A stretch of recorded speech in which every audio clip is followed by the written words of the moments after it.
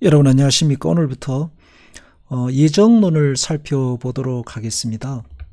그 예정론은 바울의 서신서들에 나오는 교리라고 할 수 있습니다. 그 중에서도 로마서 9장이 가장 대표적이고 에베소서라든지 골로새서라든지 또 갈라디아서와 같은 서신서들의 곳곳에 하나님의 예정과 영원하신 선택과 그 사랑 내용들이 담겨 있다고 하겠습니다. 바울이 이런 내용들을 기록한 이유는 그의 삶과의 연관성을 빼놓을 수 없습니다. 예정이 아니고는 자신의 구원과 그리고 회심 또 선교의 사역과 열매들을 설명할 수 없었기 때문이고, 예수 그리스도의 사역을 지켜보고 한 그 자신으로서 하나님의 사랑이 그리스도 안에 담겨져서 믿는 자들 속에 전해지는 그 놀라운 섭리가 예정으로 밖에는 설명이 되지 않기 때문이다 라고 하겠습니다. 그래서 사실 기독교 강요의 공부 또 교리들, 특히 예정론과 같은 것들은 공부로서 이해되는 것이 아니라 삶의 체화 그리고 오랜 신앙생활의 과정과 깊은 연관성이 있습니다.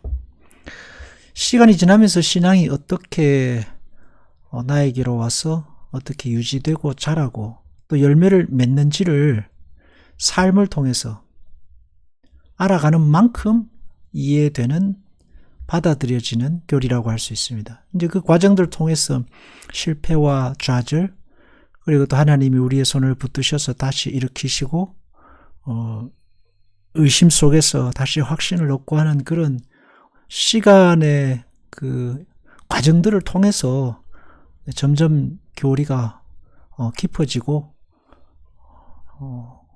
우리에게 아멘으로 고백이 된다라고 하겠습니다. 예정의 교리가 맞닿아 있는 하나님의 종착지는 사랑입니다. 사람들은 예정의 교리를 시간으로서 과거에 이미 예정하고 지금 선택하고 하는 시간으로 이해하는데, 예정의 교리는 시간을 넘어서서 하나님의 사랑의 결정체, 은혜의 결정체라고 할 수 있습니다.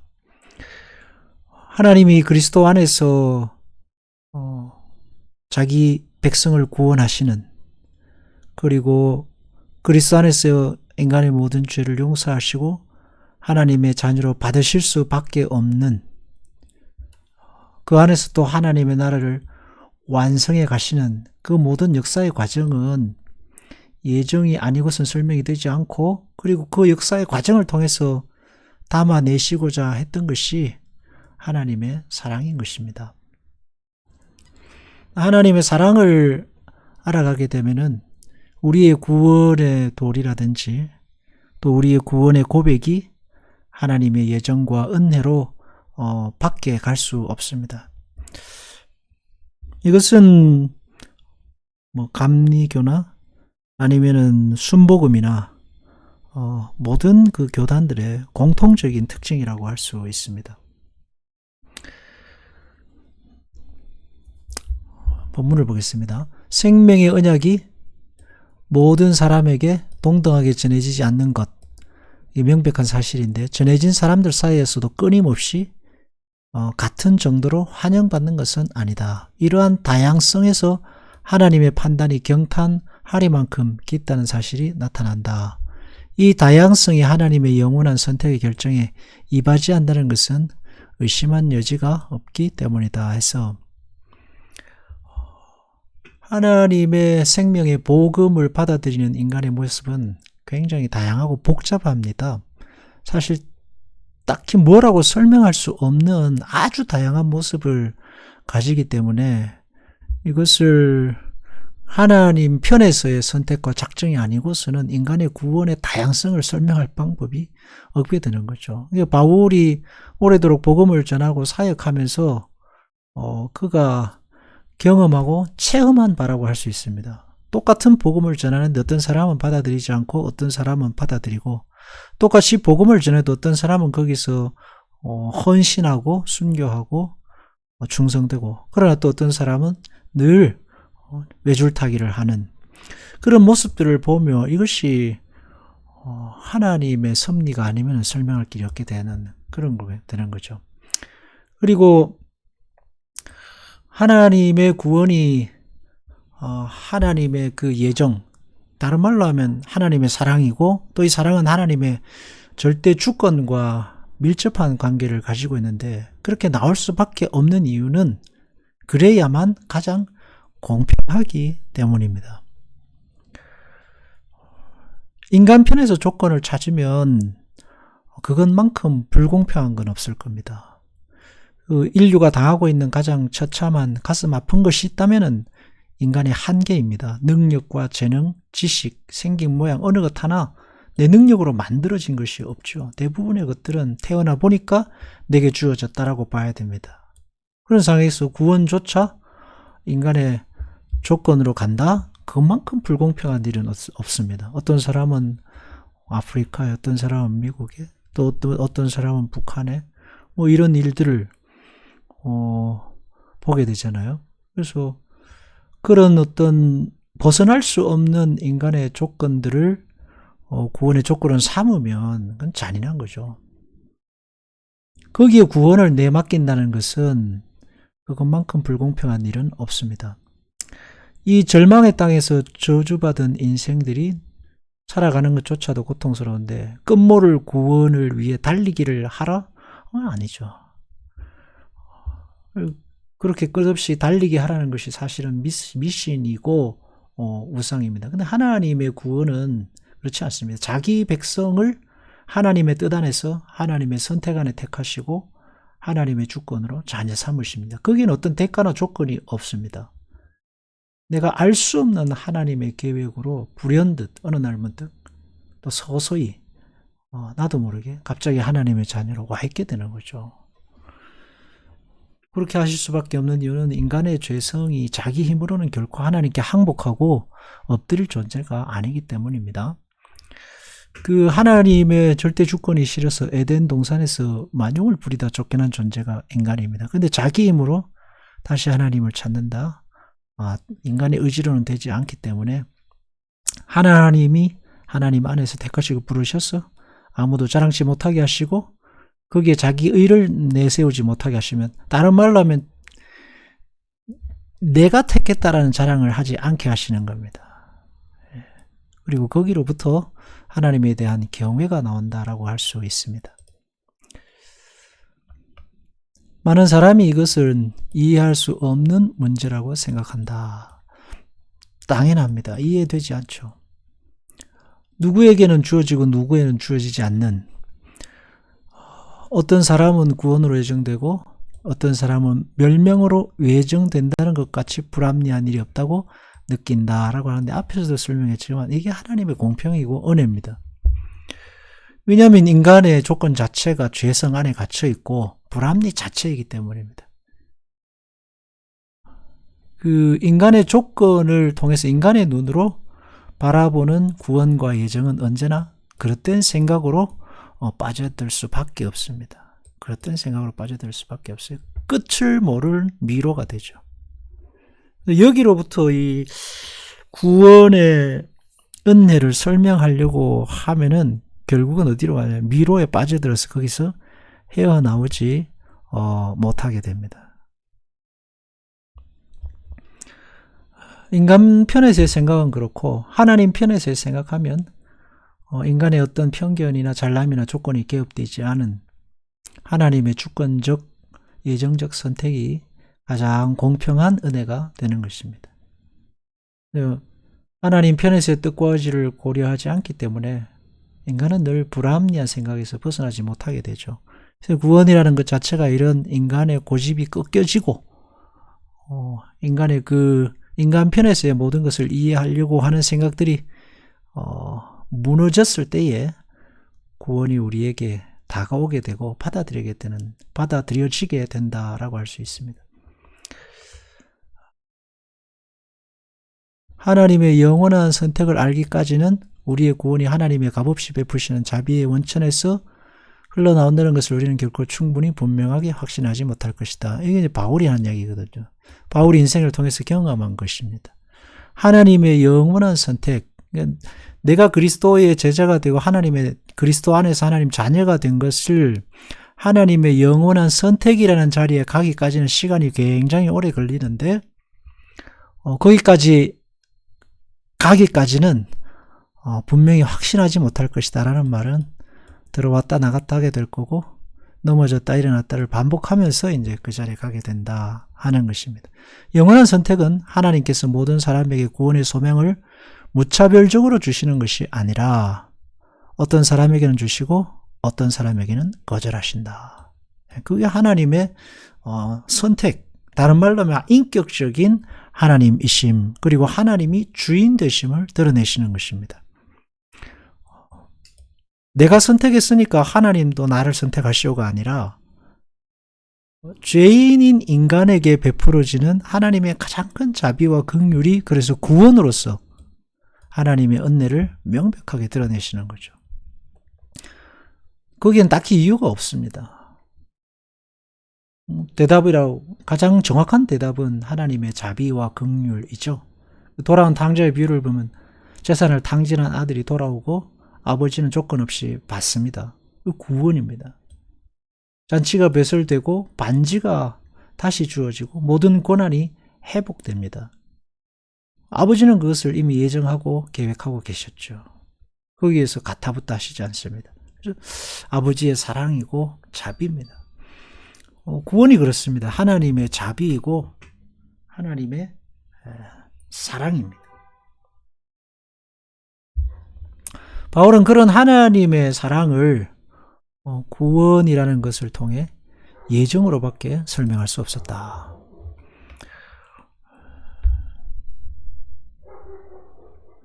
이 예정의 교리 이외에는 우리에게 올바른 겸손을 가르치는 것이 없으며, 사람은 자기 노력과 열심이 조금이라도 들어가면은 자랑하게 돼 있습니다. 자기 몫을 요구하게 되죠. 하나님께서 우리에게 이 구원을 값없이 창세전에 우리에게 주시는 이유는 자랑하지 못하게 하려 함이고, 자랑이 되지 않을 때에야 거기에 진정한 구원이 있고 거기에 하나님의 은혜가 있기 때문입니다. 하나님의 은혜가 얼마나 큰가를 진지하게 느끼게 하는 것이 없다. 그리스도께서 가르치시는 것과 같이 우리가 굳은 확신을 가질 수 있는 유일한 근거는 여기에 있다.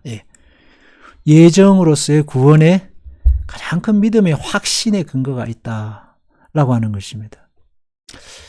생각해보면 구원이라는 것이 영원한 구원이라는 확고한 약속이 없다면 그것만큼 허무한 것도 없을 것입니다. 열심히 신앙생활하고 충성스럽게 살다가 살았습니다. 근데 하나님 변덕이 심하셔가지고 어느 날 갑자기 땡탈락. 그건 구원이라고 할 수 없죠. 세상이 그렇지 않습니까? 열심히 일시키고 나중에는 버리는. 인간들의 죄성이고 이 죽음의 한계 속에 살아가는 인간의 그 어떤 모양들이 할 수 있습니다. 근데 하나님마저 그렇게 구원을 하신다고요? 아니요. 하나님은 그러시지 않습니다. 구원이라는 말 자체가 변함없는 영원한 약속입니다. 그래야 그것이 구원입니다. 구원이라는 말 자체가 변함없는 하나님의 약속이라야지만이 그것이 구원이 됩니다. 그래서 하나님 편에서의 예정일 수밖에 없고, 하나님 편에서의 선택일 수밖에 없고, 하나님 편에서의 결심이고, 하나님 편에서의 의지이고, 하나님 편에서의 열심입니다. 그것을 하나님이 우리에게, 워낙 인간이 의심하고 믿지 않고 되돌아가고 늘 딴 길로 가니까 십자가의 그리스도의 대속의 죽음으로 우리에게 보이시고 확정하신 것입니다. 내가 죽음으로 약속한다. 우리가 우리가 그 예수 그리스도를 믿고 신앙의 길로 들어갈 때에 그리스도의 대속의 죽음을 담보로 하죠. 다른 말로 우리 편에서 보면 그것을 우리의 죽음이지만 하나님 편에서 보면은 죽음을 담보로 한 하나님의 약속입니다. 하나님은 죽으실 수 없잖아요. 하나님이 죽으실 수 없는 것처럼 구원도 다시 되돌릴 수 없는 하나님의 확고한 약속이 되는 것입니다. 그것이 그리스도의 십자가의 죽으심과 부활이죠. 변할 수 없는 하나님의 약속입니다. 우리가 굳은 확신을 가질 수 있는 유일한 근거는 여기에 있다. 그리스도께서는 모든 공포심에서 우리를 해방시키시고 무수한 위험과 함정과 필사적인 투쟁 속에서도 우리를 승자가 되게 하시려고 아버지께서 그에게 맞게 보관하게 하신 것은 모두 안전하리라고 약속하신다. 아버지께서 예수 그리스도에게 맡기신 게 구원의 도리 복음이잖아요. 생명의 그 구원입니다. 그것을 우리에게 주셨죠. 그 구원이 우리를 공포심으로부터 해방시키고 위험과 함정에서부터 우리를 승리자가 되게 하시는 거죠. 원수의 손아귀에서 우리를 빼내셔서 하나님 편에 하나님 자녀로 삼으셨으니까 누구도 빼앗아갈 수 없는 것입니다. 우리 구원받은 자는 불안할 필요가 없고 영생을 얻은 자 된 것을 의심할 필요가 없습니다. 다른 말로 하면 하나님이 나를 미워하시거나 지금 하나님이 지금 나를 버리시는 게 아닌가, 뭐 구원할까 말까 하나님이 달아보시지 않는가 이런 생각을 할 필요가 없다는 얘기죠. 구원은 하나님 편에서의 결심이고 우리에게 주신 은혜입니다. 그러니까 우리는 언제나 하나님께 나아갈 수 있습니다. 그래서 예수님이 기도하시잖아요. 구하고 찾고 두드리고 무엇이든지 구한 것은 받은 줄로 믿고 선하신 하나님께서 구하는 자에게 좋은 것을 주시지 않겠느냐 하는 것입니다. 그래서 우리는 불안해할 이유가 없습니다. 구원은 안전합니다. 우리 자신조차도 빼앗아갈 수 없는 하나님의 약속이고 견고한 요새이고 언제나 우리가 그 안에서 회복을 얻고 셈을 얻을 수 있는 하나님의 사랑과 긍휼과 자비인 겁니다. 이 구원의 하나님의 은혜의 구원, 하나님의 자비와 긍휼에 대한 확고한 믿음의 토대가 놓이고 그 위에 우리의 열심과 우리의 신앙에 대한 노력과 애씀이 서야 되는 거죠.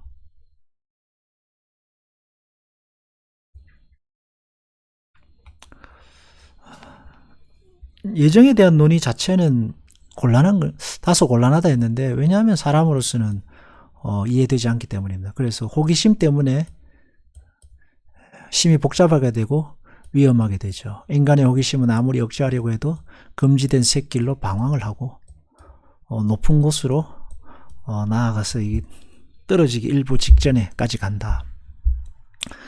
그대로 무려들면 하나님의 모든 비밀을 찾아내고 해명하려고 하는데 불가능하다는 얘기입니다. 염치 없는 짓을 하는 사람들이 각처에 있고 나쁘지 않은 사람도 있으므로 적당한 시기에 그들에게 이 점에 관한 그들의 의무의 한도를 깨우쳐 줘야 한다. 예정이라는 것 자체가 인간의 이해를 넘어서는 것입니다. 왜냐하면 우리의 선택이, 우리의 생각이, 우리의 생명이 미치지 않는 것, 인간이 태어나기 이전에 하나님이 작정하신 일이기 때문에 그것은 안 되는 일이죠. 그래서 호기심으로 구원을 바라보게 되면 벗어날 수 없는 미로로 자기 스스로 빠져드는 것과 같이 됩니다. 그래서 이 구원의 예정의 교리를 받아들일 수 있는 유일한 길이 믿음이고 사랑입니다. 그래서 합쳐서 은혜라고 하고 그래서 예수 그리스도 앞에 우리의 죄인됨을 고백하고 유일한 길로서의 그리스도를 받아들이는 것으로서 우리에게 동시에 주어지게 되는 것입니다. 어떤 사람이라도 이 믿음과 사랑으로 구원의 예정의 교리를 바라보지 않으면 그것을 받아들일 수 없게 되는 거죠. 그래서 예정의 교리로 나아갈 때는 예정을 탐구할 때 아버지의 지혜 성령으로 들어간다는 것을 기억해야 하고 자신만만하게 뛰어들어간 사람은 호기심을 만족시킬 수 없을 것이다. 그러니까 이게 어떤 지식의 영역을 넘어서서 그 오랜 신앙생활의 연륜이 경험이 쌓여야지만이 이게 좀 더 견고하게, 좀 더 명확하게 이해되는 교리다라고 할 수 있습니다. 깊이 감추어 두기로 정하신 일을 사람이 마음대로 탐색하거나 숭고한 지혜를 사람이 영혼 자체로 풀어내려는 것은 옳지 않다. 지적 만족을 채워서 꿰어 맞춰지는 게 아니라 반대죠. 십자가에서 우리의 자신의 지식과 의지가 자랑이 죽어져서 거기서 꼽히는 것이 예정의 구원의 교리라고 할 수 있습니다. 사도 바울의 그 서신들이 그래서 이게 감옥에서 쓰여진 이유가 있어요. 예, 감옥에서 쓰여진 이유가 있습니다. 하나님의 영원하신 예정의 그 선택과 사랑이 아니고는 자기 인생이 설명되지 않거든요. 이게 죽음의 자리, 십자가의 자리에 내려가 보니까 거기서 보인다라는 게 이제 그 바울의 서신서들이죠. 감옥에서 쓰여진 서신들 대표적인 것들. 하나님께서는 우리가 그의 지혜를 이해하기보다는 경외하기를 원하신다 해서 뭐 어떤 교리를 공부하든지 간에 하나님을 경외하는 쪽으로 나아가는 것이 바른 결과이고 열매입니다. 경외함으로써 찬탄, 하나님을 경배하고 찬양하기를 원하신다.